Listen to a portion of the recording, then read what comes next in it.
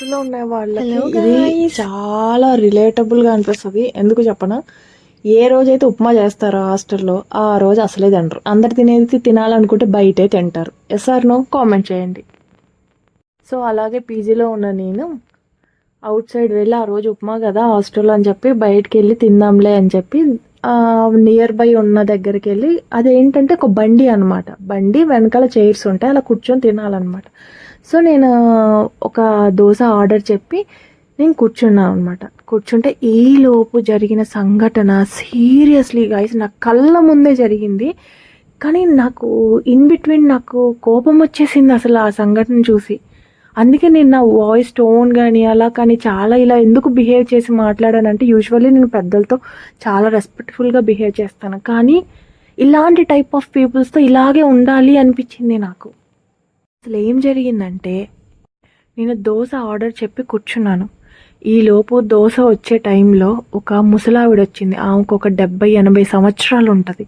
అమ్మ నాకు ఒక దోశ ఇవ్వ అంటే ఆవిడ చిరాకు పడుతుంది. ఏంటమ్మా రోజు ఇట్లాగా, రోజైతే ఎట్లా ఎల్లు అది ఇది అంటుంది. అంటే ఉచితంగా ఆమె ఇవ్వాలి, ఆమె తినాలి. బికాజ్ ఆఫ్ ఆమె పరిస్థితి అలాంటిది పాపం. ఆమెనా ₹1 సంపాదించుకోవడానికి ఉంది కదా డైలీ అనేసరికి కొంచెం రిస్క్ ఫేస్ చేసింది కాబట్టి అలా చిరాకుగా మాట్లాడింది. ఎందుకంటే ఇంతకుముందు పెట్టలేదని కాదు కదా, పెట్టింది కదా, మనస్తత్వం ఉంది కదా.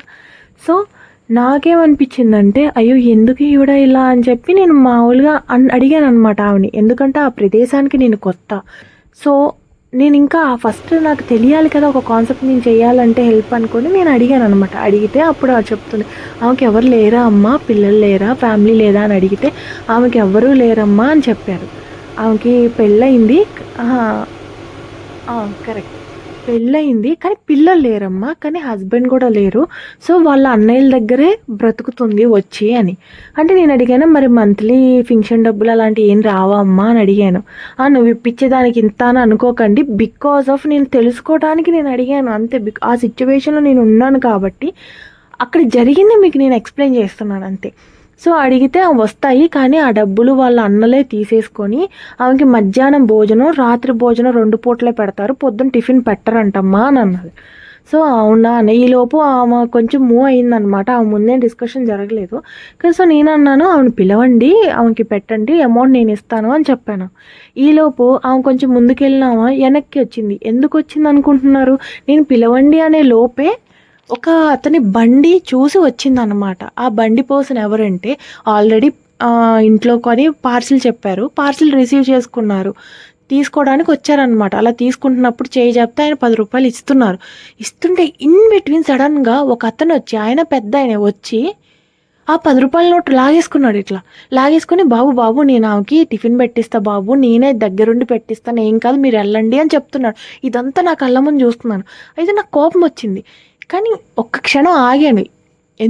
అసలు ఎందుకు ఇతను ఇలా చేశాడు అని చెప్పి ఆగితే ఈలోపు ఏం జరిగింది, అతను ఆ బండి దగ్గరకు వచ్చాడనమాట. ఓకే, మేబీ నేనే ఇతను ఇలా లాక్కోవడం ఈ బిహేవియర్కి రాంగ్గా అనుకున్నానేమో, సో అని చెప్పి వాచ్ చేస్తున్నాను అనమాట.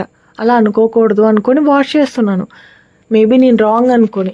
తీరా చూస్తే ఆమె అట్టు ఎంత అంటే అట్టు ₹10 అమ్మా అన్నది ఆ బండి మీద. అంతే. అవునా అని చెప్పి ఆ ₹10 అటు ఇటు చూస్తూ జేబులో పెట్టుకుంటూ చిన్నగా నా దగ్గరకు వచ్చాడు. ఈవెన్ నా పక్క సైడ్ కొంచెం ముందుకి ఒక 5గురు చిన్నపిల్లలు తింటున్నారు ఆల్రెడీ. ఒక 5గురు చిన్నపిల్లల దగ్గర వెళ్ళకుండా నా దగ్గరకు వచ్చాడనమాట. వచ్చి అమ్మ ఎలా అడిగాడో నేను చెప్తాను. అమ్మ మీకు పుణ్యం వస్తుంది, ఇదిగో ఈమెకి టిఫిన్ పెట్టి అమ్మ, సరేనా, ఓకేనమ్మా, సరే నేను ఉంటానమ్మా. అమ్మ ఇట్రా, ఆ ముసలావిని పిలిస్తే ఇట్రా, ఇదిగో ఈ మేడం దగ్గర నించో, ఆమె పెట్టేస్తాను నీకు భోజనం టిఫిను అని చెప్పి ఆయన వెళ్తున్నాడు. నాకు కోపం వచ్చింది ఆ బిహేవియర్కి. సో నేను అన్నాను, నేను మీకు తెలుసా అన్నాడు. అమ్మా అన్నాడు. నేను మీకు తెలుసా అన్నాను. లేదమ్మా అంటే మరి అన్నాను. అంతే. అంటే పుణ్యం వస్తుందమ్మా నీకే అని అంటున్నాడు. ఏంటి అన్నాను. అంటే ఏదైనా చెయ్యాలి అనుకుంటే మీరు చెయ్యండి, పక్కన వాళ్ళకి మీరు ఏదైతే చేయాలనుకున్నారో అది పక్కన వాళ్ళ చేత చేయించాలి అని చెప్పి పక్కన వాళ్ళని ఇన్వాల్వ్ చేయకండి, ఎవరిష్టం వాళ్ళది, అర్థమైందా అన్న. అంటే ఎందుకంటే అతని బిహేవియర్ వెరీ ర్యాష్ బిహేవియర్ అక్కడ. అండ్ అతనికి తాగుడు అలవాటు ఉండి ఆ డబ్బులు తాగుడికి వాడుకుందామని చెప్పి అలా ప్రతి ఒక్కరి దగ్గర చేస్తున్నాడు. ఇతన్ని చూస్తే నా ఏరియాలో అందరూ చీచీ చీచీ అంటున్నారు. అలాంటి బిహేవియర్ ఉన్న పర్సన్ అనమాట. దట్ ఇంతమంది చీ అన్నా కానీ అతనికి ఏం ఫరక్ పడట్లేదు. ₹1 ఉంటే కొంచెం మందు తాగుదామా అన్న కాన్సెప్ట్లోనే ఉన్నాడు. బాగా అడిక్ట్ అయిపోయి అనమాట. తర్వాత అతను కొంచెం ముందుకెళ్ళిన తర్వాత ఇంకొక అతన్ని ఎలా ఆపాడో తెలుసా? సైకిల్ మీద వస్తున్న అతన్ని, ఇట్రా ఇట్రా ఇట్రా, నీకు మాట చెప్తా ఇట్రా అని చెప్పి అలా మంచిగా అంత క్లోజ్గా మాట్లాడితే అతనేంటా అని చెప్పి అతను ₹10 ఇవ్వా అని అడిగాడు అతన్ని. అడిగితే అతను ఏమన్నాడు తెలుసా? ఏలే అని చెప్పి సైకిల్ వేసుకొని వచ్చేసాడు అనమాట. ముందుగా ఆయన పెద్ద ఆయన వచ్చేసాడు. తర్వాత ఈవిడ ఇదంతా చూస్తున్న ఈవిడకి ఏమనిపిస్తుంది? వీడు ఇలా చెయ్యడం, చేతిలో నుంచి లాక్కోవడం, ఆమెను ఇట్లా లాక్ రావడం, ఇట్లా చేస్తునేసరికి ఆమె ఒక ₹5 నాకు అట్టేయమ్మ, డబ్బులు ఇస్తానని చెప్పింది ఆమెకి. సో నేను చెప్పాను, నేను ఆమెను పక్కగా పిలిచి చిన్నగా చెప్పాను అనమాట, ఆమె ఏం తింటే అది ఇవ్వండి, నేను అమౌంట్ పే చేస్తాను, ఆమె దగ్గర ₹1 కూడా తీసుకోకండి, ఆమె పార్సిల్ కావాలని తీసుకెళ్ళినా కానీ ఇవ్వండి అని చెప్పాను. సో ఆమె ఒక దోశ తీసుకెళ్ళింది అనమాట. అక్కడ దోశ ₹10 గాయస్. అయితే తీసుకెళ్ళింది అనమాట. అయితే నేను ఆమెకి చెప్పాను, ఆమె ఏం అడిగినా కానీ మినిమం ఒక ప్లేట్ ఇడ్లీ, ఒక ప్లేట్ దోశ ఇవ్వండి, అమౌంట్ నేను కడతాను అని చెప్పాను. అంటే ఇది చిన్న టాపిక్కే అనిపిస్తుంది గాయస్ మీకు, కానీ అసలు నేను లిటరల్లీ అక్కడ ఉన్న ఆ ప్రదేశంలో ఉండి నా కళ్ళ ముందు ఇదంతా జరుగుతుంటే నాకు అసలు ఎలా అనిపించిందంటే చాలా బాధగా అనిపించింది. అలాగా ఆ పర్సన్ మీద చాలా కోపం వచ్చేసింది. సో తనకి ఏమనిపించిందో ఏంటో తెలియదు, కానీ తన దగ్గర ఒక ₹5 ఉన్నాయి అంతే. ₹5 తీసి అక్కడ పెట్టి ఆ పార్సిల్ తీసుకెళ్ళి ఆ 2 ప్లేట్స్ కట్టించిన పార్సిల్ తీసుకెళ్ళి వెళ్ళిపోయింది అనమాట. ఆమెకు తెలియదు 2 ప్లేట్స్ అని. ఒకే పేపర్లో కట్టమని చెప్పాను, కట్టిందనమాట. సో నేను చెప్పాను, నెక్స్ట్ డే తను వస్తారా అంటే డైలీ వస్తుందమ్మా అని అన్నారు. సో నేను అమౌంట్ పే చేస్తాను, నెక్స్ట్ డే కాదు ఆ నెక్స్ట్ డే కూడా, అంటే నేను అమౌంట్ ఇచ్చి వెళ్తాను మీకు, తను ఇక్కడ పెట్టిన కాయిన్ తనకి ఇచ్చేయండి, తనకి ఫుడ్ ఇలా పెట్టండి అని చెప్పాను. సరేనమ్మా అన్నది అని అమౌంట్ కొట్టి వచ్చానమాట. నాకు ఈ ప్రాసెస్లో నేను నా పీజీకి రీచ్ అయిన తర్వాత కూడా నాకు భలేగా సాడ్గా అనిపించింది. అరే ఏంటి మనుషులు ఇలా ఉన్నారు, ఇలా బిహేవ్ చేస్తున్నారు ఏంటి అసలు? ఒక మనిషి తాగుడు వ్యసనం తెలియని మనిషి దగ్గరికి వెళ్ళి చేతిలోది లాక్కుంటున్నారు అంటే వాళ్ళకి సెన్స్ కూడా వర్క్ చేయట్లేదు. అలా వర్క్ చేయదు, ఇది హార్మ్ఫుల్ అని తెలిసి కూడా ఎలా తాగుతారు? లేదా ఒక లిమిట్ ఉంటుంది. ఫ్యామిలీలో వీళ్ళ వల్ల ఇలాంటి హ్యాబిట్స్ వల్ల ఫ్యామిలీలో ఎంతమంది సఫర్ అవుతున్నారు బయట మనమే చూసి మనకే ఎంత కోపం వస్తుంది, మనకే ఎంత బాధ వేస్తుంది, మరి ఇంట్లో వాళ్ళ పరిస్థితి ఏంటా అనిపిస్తుంది. And coming to this old women guys, seriously నాకు ఏవో రెస్పెక్ట్ థింగ్ ఏమనిపించింది తెలుసా? ఆమె దగ్గర ఉన్న ₹5 ఒక్క మాట మాట్లాడాల ఇచ్చి ఆ ₹5 ఎంత ఒకటి ఇయ్యమ్మా అని అడిగి వస్తుంది తీసుకొని వెళ్ళిపోతున్నా అనుకుని అలా వెళ్ళిందనమాట. సో అది నాకు చాలా బాగా నచ్చింది. అంటే తనకి నిజాయితీ ఉంది, నాకు ఉన్న దాంట్లో అయినా ఇయ్యమ్మా అని అడుగుతుంది. ఆ ₹5 ఉంటే దేనికైనా ఉపయోగపడుతుందిలే అని అనుకొని ఉండొచ్చు స్టార్టింగ్లో, కానీ ఎప్పుడూ ఇచ్చే ఆవిడ కదా, ఇస్తుందని కూడా ఆలోచించవచ్చు ఏమో.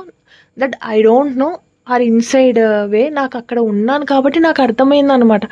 కానీ సీరియస్లీ గాయ్స్, అసలు ఆ పర్సన్కి ఏం లేదు అస్సలు. అర్రే మేనర్ లేదు, వే ఆఫ్ టాకింగ్ లేదు, వే ఆఫ్ బిహేవింగ్ లేదు, ఏం లేదు. కానీ ఒక ఆడ మనిషి, అది కూడా పెద్ద ఆవిడ, అతనికంటే చాలా పెద్ద ఆవిడ, తినటానికి నోటి దగ్గరది లాక్కుంటున్నానన్న సెన్స్ కూడా అతనికి పనిచేయలేదు.